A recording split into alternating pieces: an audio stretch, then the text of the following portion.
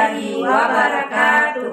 Kami calon guru penggerak Angkatan 9 dari Kabupaten Aceh Tengah akan melakukan demonstrasi kontekstual modul 2.3. Coaching untuk supervisi akademik terdiri dari observer, coach, dan coaching.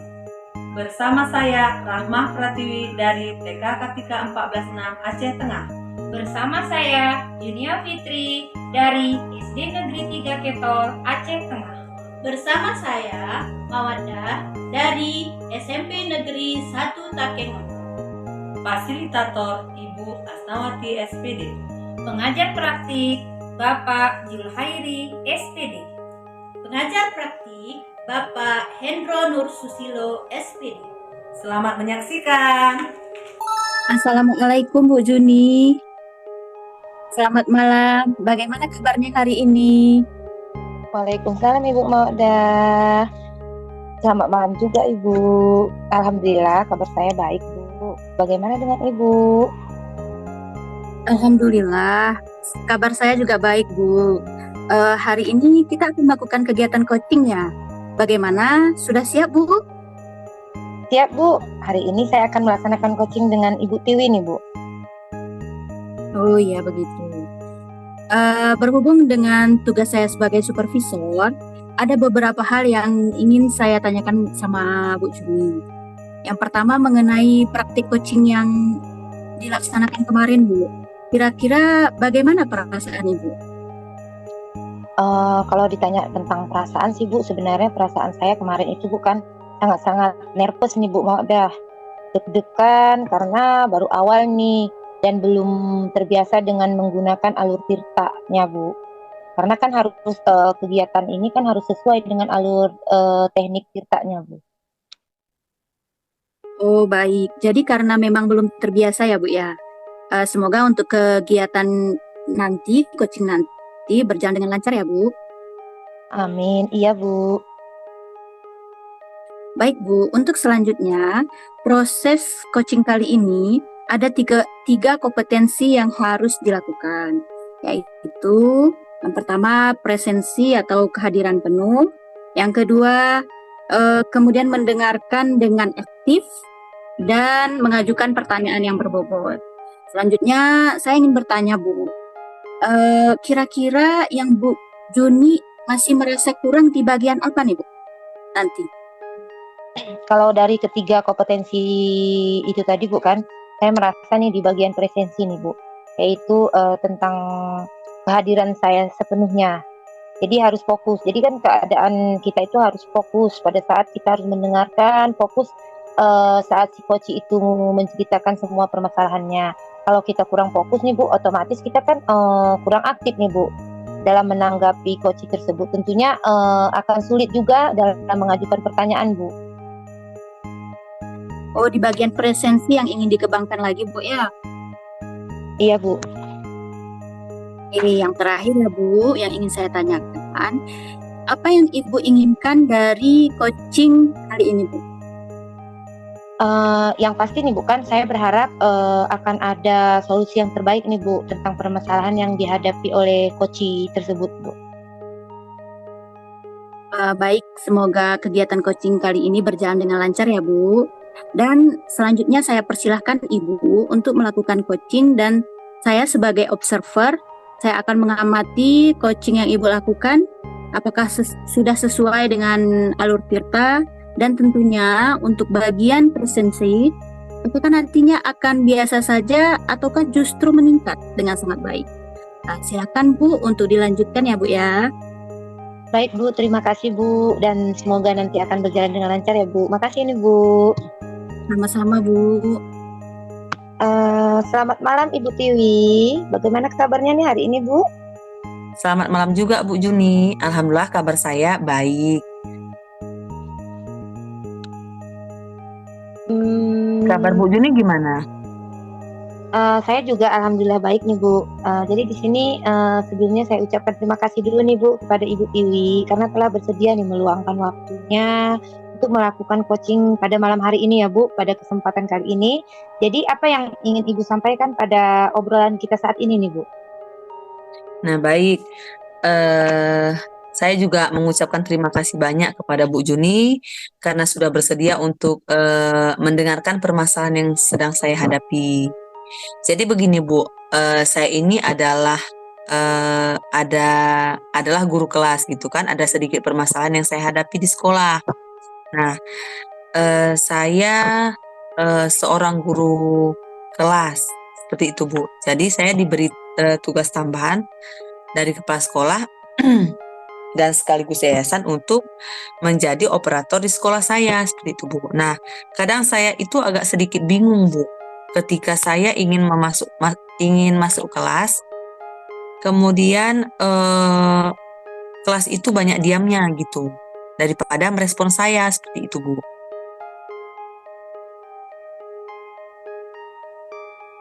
Baik Bu, jadi lebih kepada persiapan proses belajarnya nih Bu ya, yang ternyata Ibu mendapatkan tugas tambahan yaitu menjadi operator sekolah yang tidak sesuai dengan latar belakang Ibu nih ceritanya Bu ya.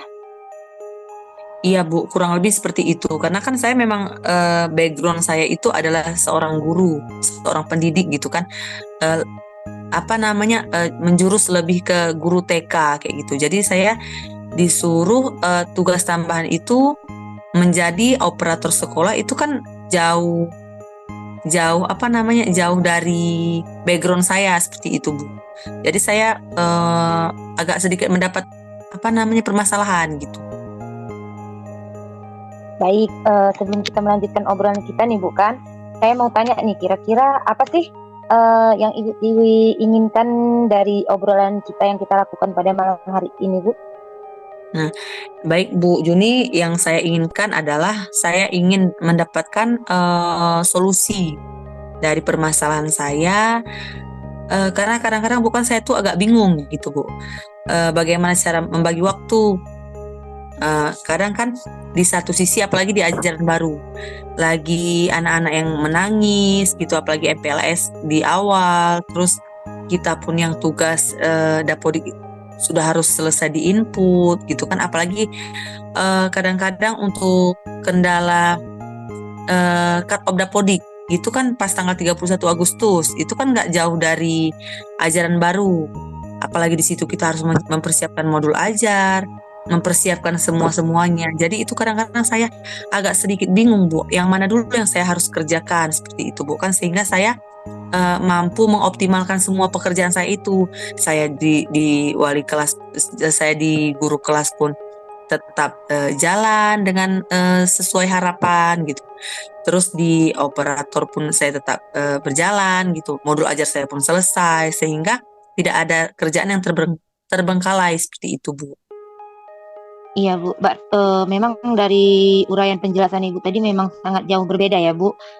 Baik, kalau saya boleh tahu nih, kira-kira situasi apa sih yang sedang Ibu hadapi nih saat ini? Atau mungkin Ibu bisa menjelaskan bagaimana perasaan Ibu waktu mengajar dan juga sewaktu mengurus data-data yang ada di dapodik Ibu. Jujur ya nih Bu ya, kalau saya ketika mau masuk di kelas gitu kan saya bingung, Bu. Nanti mau ngapain gitu, karena kan yang pertama modul ajar saya tadi belum selesai gitu. Jadi apa yang mau saya ajarkan kan gitu, Bu. Dan kemudian model pembelajaran yang bagaimana yang harus saya terapkan di kelas ini sehingga anak-anaknya aktif semua, tidak pasif seperti itu kan. Nah, kemudian saya memberikan pilihan kegiatan main kepada anak, misalkan ada 2 permainan misalkan gitu. Ada kegiatan yang berbasis sama literasi dan ada berbasis dengan pemecahan masalah atau problem solving gitu kan, Bu. Nah, kemudian di awal pembelajaran itu kadang-kadang saya merasa kesulitan. Kenapa? Karena anak-anak itu kalau misalnya mengikut-ikut teman gitu, kadang-kadang kalau misalnya ada anak yang memang memilihnya ke berbasis literasi gitu kan, entah menulis gitu, saya kasih LKPD-nya, kemudian banyak anak yang memang mengikut kayak gitu. Jadi kan saya agak bingung, ini strategi yang seperti apa yang harus saya terapkan sehingga anak-anak ini lebih apa namanya, lebih suka misalkan ini misalnya dikasih kegiatan ini dan ini dikasih kegiatan ini, jadi dia sesuai sama minat dan bakatnya masing-masing seperti itu Bu, enggak dia mengikut-ngikut gitu. Jadi kan saya agak bingung, di satu sisi saya harus mencari referensi untuk kegiatan modul ajar di kelas saya itu biar lebih hidup, biar lebih aktif gitu kan. Yang satu sisi apa namanya, saya dikasih tugas operator gitu, itu kan sangat berat Bu, dan bukan background saya, makanya saya agak sedikit bingung yang mana dulu yang saya akan kerjakan gitu, sedangkan itu sama-sama urgent gitu. Baik Bu, lalu Ibu kan sudah pernah nih tanyakan belum kepada murid nih tentang kemauan mereka saat pembelajaran. Tadi kan Ibu udah menguraikan bahwa anak-anak itu harus diberikan sesuai dengan minat bakatnya gitu Bu kan? Sudah Bu, beberapa hari kemarin kan memang kan saya memang lagi sibuk-sibuknya gitu Bu kan, jadi kan saya memang menyempatkan waktu untuk merefleksi diri saya. Jangan-jangan saya berpikirnya, oh anak didik saya yang salah, ternyata enggak, yang ada masalahnya itu pada diri saya. Jadi kan kita harus berkaca dulu kepada cermin, oh sebenarnya yang salahnya aku gitu. Jadi kan kita bisa apa namanya, memperbaikinya gitu. Jadi kan Bu, saya menyampaikan pertanyaan kepada anak dengan cara, kalau di TK itu kan dia mungkin kita memberikan apa namanya itu melalui emoticon gitu kan. Misalkan dia memberikan tanda jempol berarti kita itu bagus gitu. Terus dan lain sebagainya gitu. Terus saya mendapatkan jawabannya setelah saya minta anak-anak untuk merefleksi saya. Kemudian saya mendapat jawaban bahwasanya saya menyampaikan materi itu sudah sesuai dengan tujuan yang diharapkan gitu. Jadi kan anak-anak mudah menangkap. Hanya saja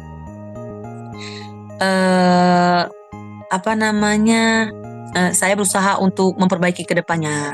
Mungkin saya harus memang benar-benar memanajemen waktu sehingga saya mampu apa namanya mengerjakan semua tugas yang sudah diberikan kepada saya. Itu kan bukti dari kepercayaan kepala sekolah untuk saya. Jadi saya tidak boleh menyanyiakan, kan seperti itu Bu. Nah kemudian dalam memperbaikinya mungkin saya bisa menampilkan PPT gitu kan, misalkan kayak ada, misalkan kita ambil tema cinta tanah air misalkan seperti itu. Nah jadi kita misalnya ada membuat gambar bendera, terus nanti di bawahnya tuh kita kasih tulis huruf B, terus ada huruf E-nya, itu kan mengenalkan literasi. Mungkin dengan cara yang seperti itu anak-anak lebih menarik cara pembelajarannya. Kemudian saya akan kedepannya saya akan membawa langsung barangnya yang tampak dilihat oleh anak, sehingga anak boleh meraba, melihat seperti pembelajaran saintifik.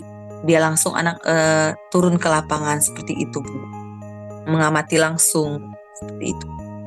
Ya Bu, baik. Di uraian Ibu tadi bahwa Ibu ini berusaha menambahkan modelnya, kemudian mengadakan refleksi pada diri sendiri. Ibu membuat emoji-emoji gitu Bu kan.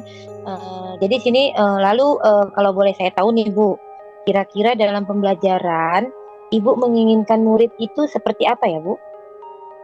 Iya, kalau yang dalam pembelajaran yang saya inginkan seperti itu Bu ya, yang saya inginkan murid saya itu yang aktif gitu.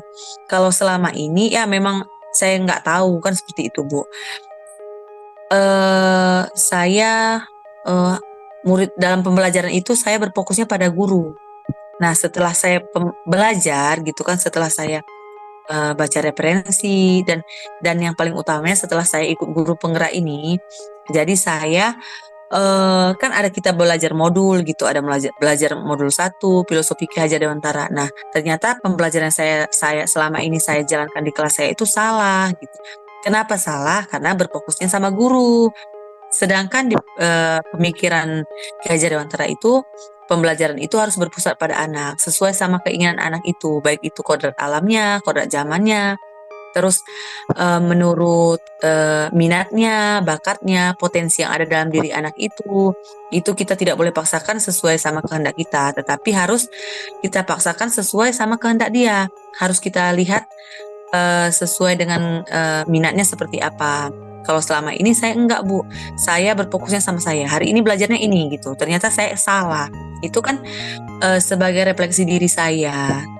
Ke depannya saya akan memperbaiki sistem cara saya mengajar di kelas untuk membuat anak bahagia dan merdeka.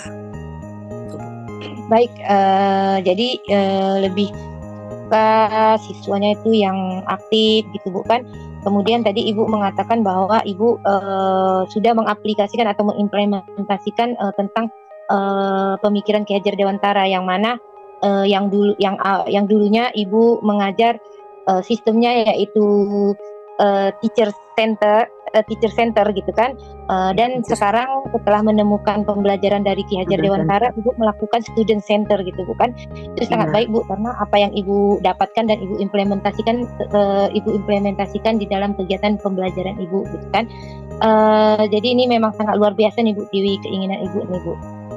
Sangat good, baik sekali Bu pengimplementasiannya Bu. Iya Bu Juni, terima kasih. Jadi kelas itu bisa hidup kan ketika tidak hanya guru saja gitu. Yang kalau selama ini kan kita guru saja ya yang berpusat pada guru, yang kayak Bu Juni bilang tadi teacher center. Nah, ya kan?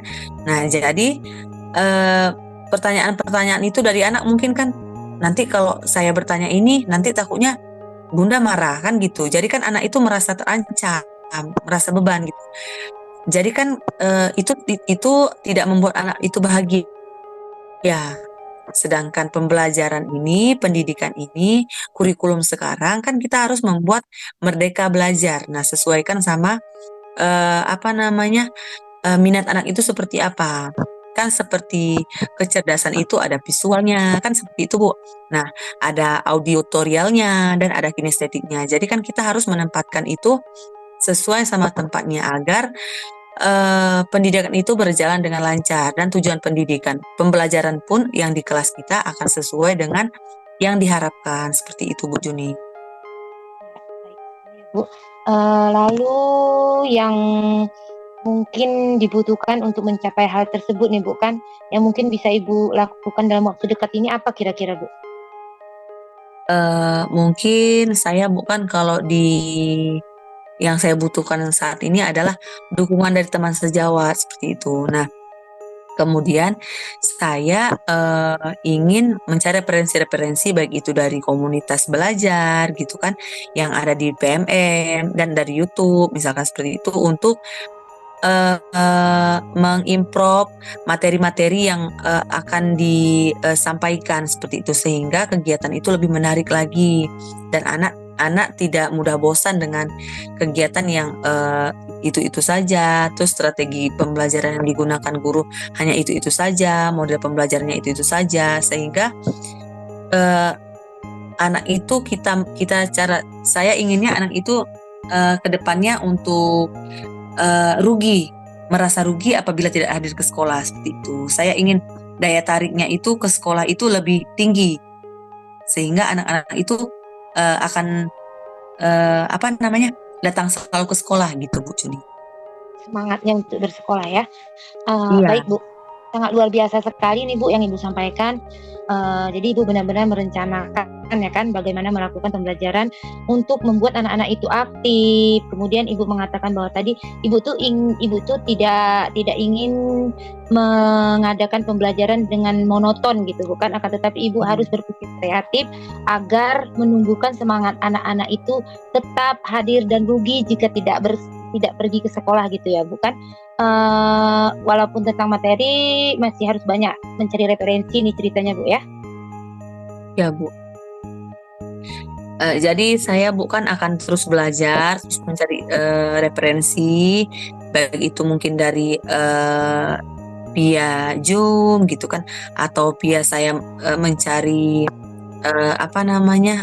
dari YouTube gitu kan, atau dari komunitas belajar lainnya, sehingga saya mendapatkan banyak pengetahuan-pengetahuan dan bisa memunculkan hal-hal yang baru setiap harinya, sehingga anak itu rasa ingin tahunya itu lebih tinggi, sehingga dia besok rasanya kalau dibilang orang tuanya besok nggak usah sekolah ya, abang besok nggak usah sekolah ya, dia nggak mau karena ingin tahu besok besok Bunda Tiwi mau berikan apa lagi ya gitu Bu.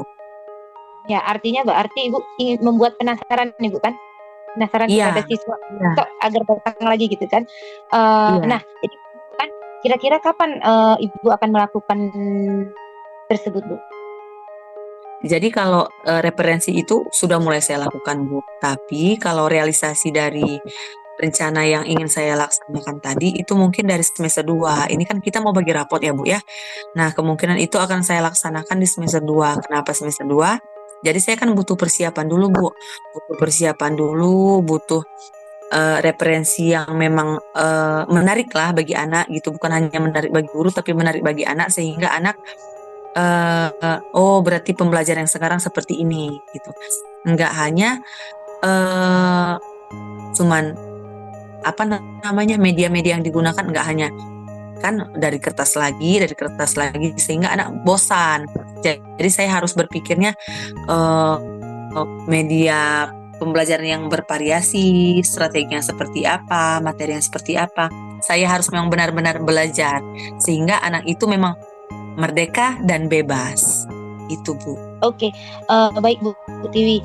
Sepertinya kalau kita membahas tentang pendidikan anak-anak dalam proses belajar mengajarnya ini sangat menarik, dan memang ini satu hal memang sebagai kita memang berperan di situ gitu bukan, jadi ada sesuatu hal yang ingin terus kita tingkatkan gitu bukan. Iya. Jadi apa yang bisa Ibu dapatkan nih dari obrolan kita nih yang kita lakukan malam ini Bu? Iya, baik Bu Junit. Kalau yang saya dapatkan kesimpulannya ya Bu ya, yang saya dapatkan saya mendapatkan solusi dari permasalahan saya. Ternyata memang saya harus benar-benar membagi waktu. Manajemen waktu itu sangat penting. Kenapa? Karena agar sesuatu yang sudah dipersiapkan sama kita itu kita tidak terbengkalai. Modul ajar selesai. Tadi kan saya permasalahannya ada modul ajar yang nggak selesai gitu kan. Terus strategi pembelajaran yang kurang menarik sehingga anak itu diam. Kan karena salahnya di saya seperti itu kan Bu. Jadi sekarang saya sudah tahu bahwasanya saya harus memang benar-benar mencari referensi agar pembelajaran itu lebih menarik sehingga anak tidak mudah bosan, sehingga daya tarik anak itu untuk datang ke sekolah lagi terus-menerus penasaran gitu. Ayo lagi datang ke sekolah seperti itu Bu. Dan kemudian saya memang benar-benar harus memang menguasai kelas. Menguasai kelas di sini dalam arti kata bukan teacher center, tapi student center. Saya memang memberikan materi, tetapi itu kembali kepada anak. Silakan anak itu bebas memilih mau kegiatan apa, sesuai dengan tingkat minatnya masing-masing. Seperti itu Bu. Ya Bu, baik. Jadi di sini dibicarakan tentang Ibu tadi.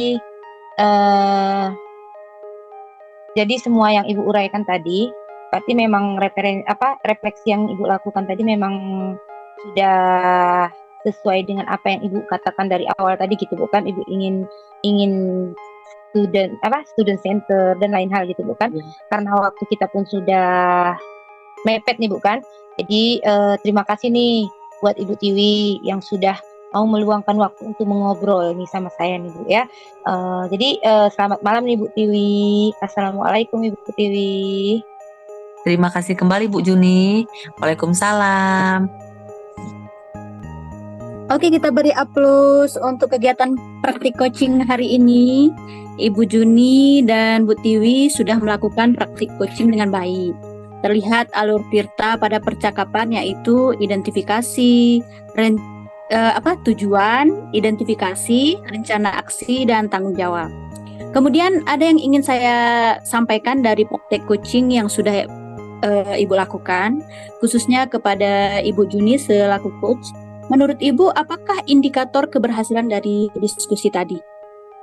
Gini Bu, nah indikator yang keberhasilan dari diskusi tadi Bu kan, bagaimana coach dapat menemukan rencana atau solusinya mengatasi permasalahan yang dihadapi dan dapat melakukan rencana aksinya Bu. Tadi memang si Bu Tiwi atau sebagai coach tadi sudah mendapatkan solusi dalam permasalahannya Bu. Oke, baik. Jadi untuk rencana aksi dan solusi nanti akan Ibu Tiwi lakukan sendiri pada pembelajaran selanjutnya ya Bu ya. Kemudian tadi Ibu Juni sampaikan bahwa ingin mengembangkan kompetensi presence atau kehadiran penuh. Di sini saya mengamati bahwasanya Ibu sudah melakukannya dengan baik karena dengan kita hadir secara penuh menjadi pendengar setia pada praktik coaching ini dan memberikan pertanyaan yang berbobot akan membuat coach menjadi lebih terbuka dan merasa nyaman dalam menggali solusi dari permasalahan yang dihadapi. Kemudian dan juga dapat memotivasi coach dalam melakukan rencana aksi yang telah disusun dengan lebih maksimal. Iya Bu, terima kasih Bu. Ya, baik, terima kasih Bu Juni selaku coach dan Ibu Tiwi sebagai coach atas praktik coaching hari ini dan memberikan pembelajaran pada kita semua bahwa menjadi coach memang harus memperhatikan kompetensi-kompetensi sehingga tercipta solusi dari permasalahan yang dihadapi coach. Akhir kata saya akhiri, wabillahi taufiq wal hidayah. Assalamualaikum warahmatullahi wabarakatuh. Waalaikumsalam warahmatullahi wabarakatuh. Alhamdulillah, kami bertiga telah melaksanakan tugas demonstrasi kontekstual modul 2.3 tentang kegiatan coaching untuk supervisi akademik. Demikian salam dan Bahagia. wabillahi taufiq wal hidayah. Assalamualaikum warahmatullahi wabarakatuh.